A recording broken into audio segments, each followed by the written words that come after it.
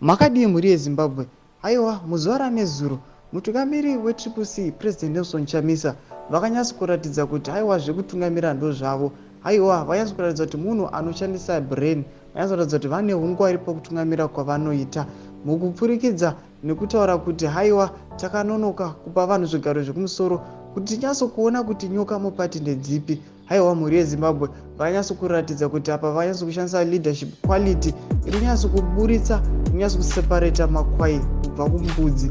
Haiwa, mhuri yeZimbabwe kusangana zvakare kwatiri kuita pano paZim News Live YTS, pano patinokupai maupdates ezvese zviri kuitika munyika yedu, munyika yeZimbabwe. Saka nari first time yako kuona mavhidhiyo edu epaZim News Live YTS, ndokukurudzira kuti ubve wasubscribe to this channel pamwe chete nekulike.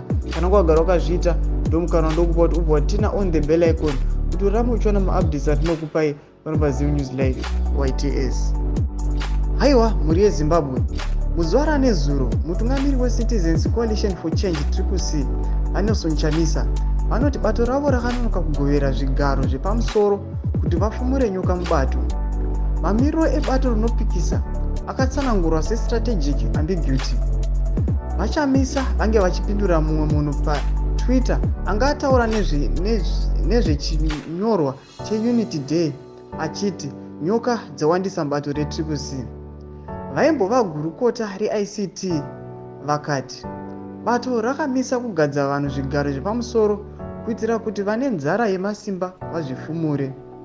TSHABANGU haisati yazivisa zveutungamiri hwayo hwepamusoro kubva payakavambwa muna Ndira 2022 zvichinzi VaChamisa vakamborasa vamwe vavaimboshanda navo muMDC Alliance, izvo zvakakonzera kunetsana mubato rinopikisa.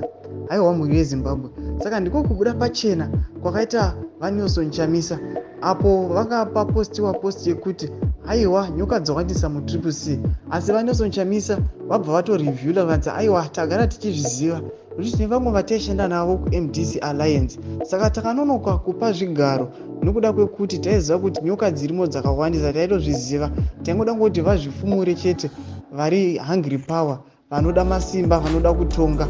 Saka ndizvo zvakataura mutungamiri weTSHABANGU vaNelson Chamisa. Saka namune muono wenyu, ndiwo mukana wandokupai kuti upinde mucomment section medu motipa view yenyu pamusoro penyaya iyi.